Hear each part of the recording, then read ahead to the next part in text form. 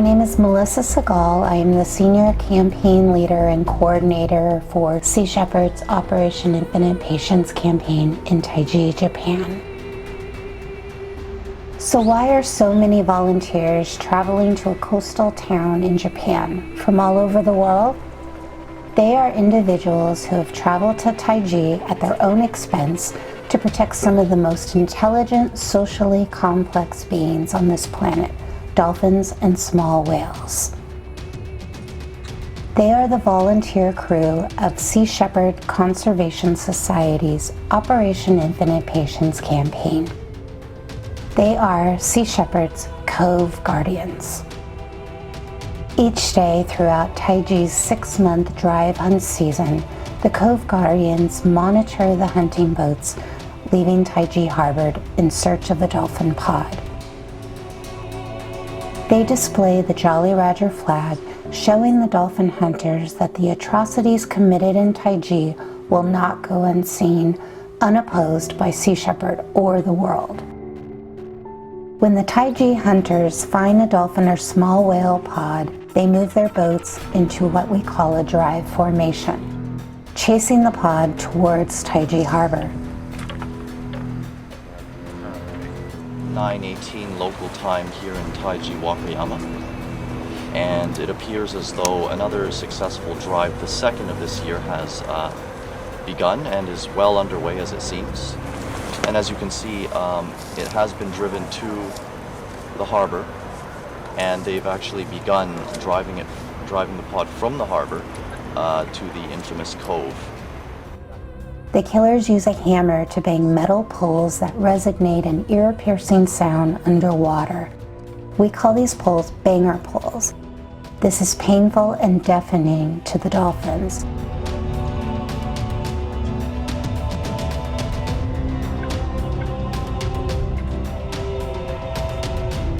The resulting wall of sound frightens and disorients the pods of sound-sensitive cetaceans who use sound to navigate, making escape nearly impossible.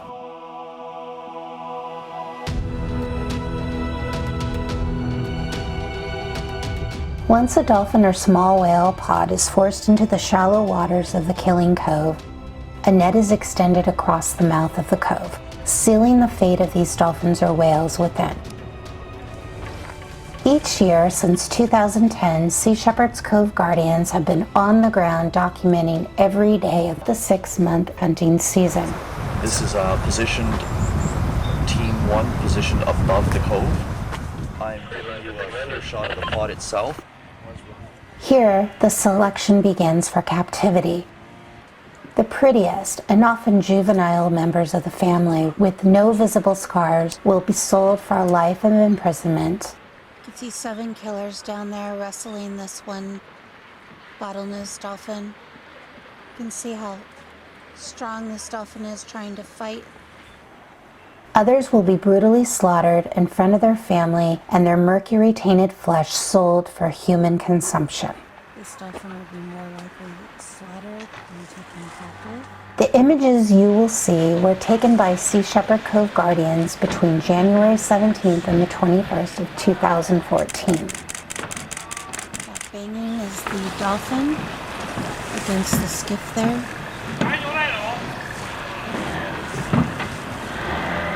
Though you might find it difficult to watch this, we owe it to the dolphins. We must not turn away because viewing these images is nothing compared to what these dolphins endure. Information is power. The world has a right to know what is happening to wild, migrating dolphins and whales as they try to swim past the deadly shores of Taiji. These dolphins and small whales belong to the oceans, not Japan. You can hear the killers yelling and screaming. The killing method used is called pithing. A metal rod is hammered into the spinal cord just behind the blowhole of the dolphin. This is supposed to paralyze the dolphin, but often just injures them. They thrash and writhe in severe pain until they bleed out from internal injuries or drown in their own blood within the shallow water. This is what the Japanese government and Taiji Fisheries Union claim to be a humane, quick, and painless death. The Cove Guardians have documented proof that these dolphins or small whales take as long as 15 to 30 minutes to die, and often seen still conscious en route to the butcher house, where some are gutted while still alive. So a lot of the meat packers.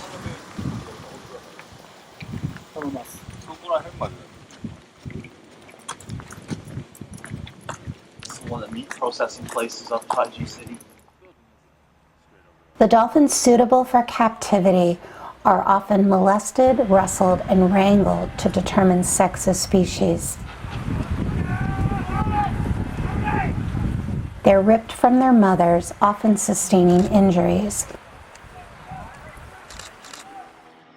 After selection, they are transferred via sling and skiff to captive pens in Taiji Harbor, or to one of the 3 captive facilities located in Taiji. They are force-fed, frozen, medicated fish.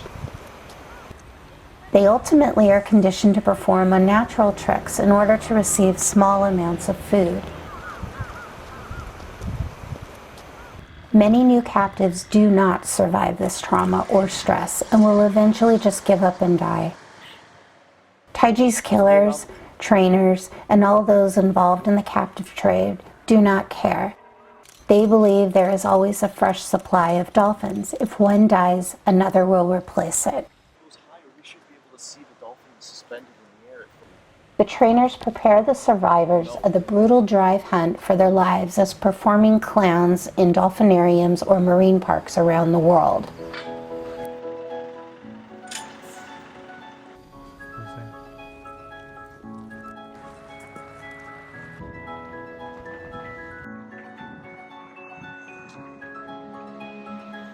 To think that just a few days before, they swam freely in the open sea with their families. Taiji goes to great lengths to hide its secret, displaying tarps and barricades to block any kind of view of the captive dolphins.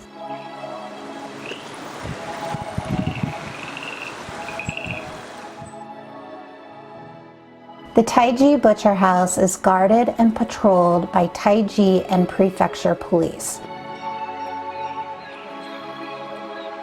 Tarps are often carefully drawn to hide the transformation of dolphin into slabs of meat for the local meat buyers to purchase. The dolphin meat is processed and sold to various tourist stores in and around Taiji. Some days, the dolphin hunters return to port empty-handed. These days of peace for the dolphins and small whales are known by the Cove Guardians as Blue Cove Days. But despite these peaceful days, we must not forget the many captives ripped from the cove on the many Red Cove days. It's never easy to witness the slaughter or captures, but the pain is multiplied when the capture involves a large pod driven into the cove. Large families, entire generations, are often wiped out in Taiji. On January 17, 2014, a megapod of 250 bottlenose dolphins, including a white albino calf, were brutally herded into the killing cove. The process lasted more than 5 days.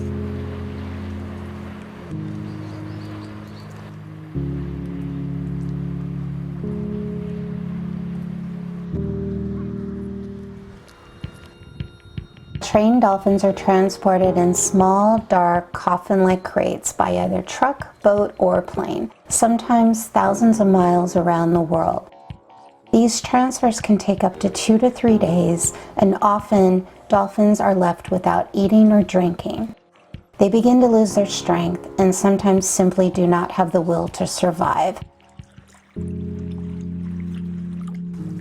Taiji is ground zero for the multi-billion-dollar global captive dolphin trade. The demand for captive cetaceans is what truly fuels and funds the slaughter. There is blood on every ticket to aquariums, marine parks, and swim with dolphin programs that hold cetaceans captive. It's important while we're here on the ground documenting this every day for 6 months. The atrocities just continue. This is just one example of how horrific this place is here, and that they are allowed to take these dolphins from their home, the ocean, and sell them. This pot is worth multi-millions of dollars, and it just proves that this is not about culture and tradition. It's about greed and profit. And if people still continue to support the captive trade, this will continue. Yes, and it's a very difficult thing that you're doing. I can imagine how traumatic it must be for all the volunteers. The problem, of course, is that we're limited because we have to stay within the boundaries of the law and the boundaries of reality. And that's why we call it Operation Infinite Patience, because all we can do is be there to make sure that this is not out of sight and out of mind. And what you're able to do is bring the horror of Taiji to the rest of the world.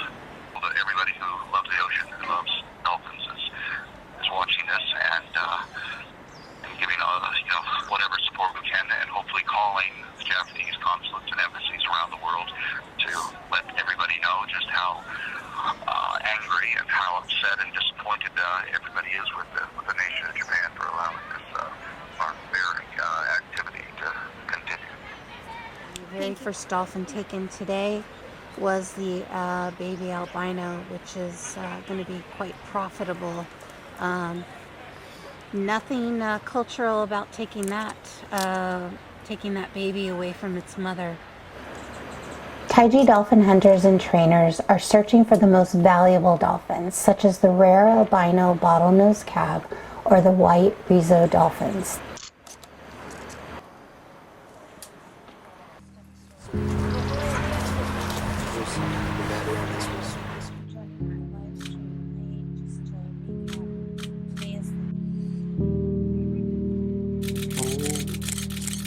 Yeah, he's a fighter.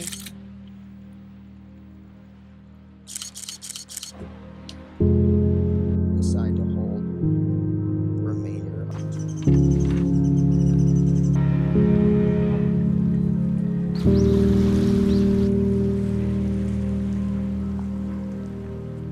Dolphins not large enough for killing quota or beautiful enough for captivity are often brutally forced back out to sea in a drive just as stressful as the drive into the cove. Sea Shepherd's Cove Guardians will continue to document and expose the slaughter, acting as the world's window to Taiji. We will not stop until the slaughter ends.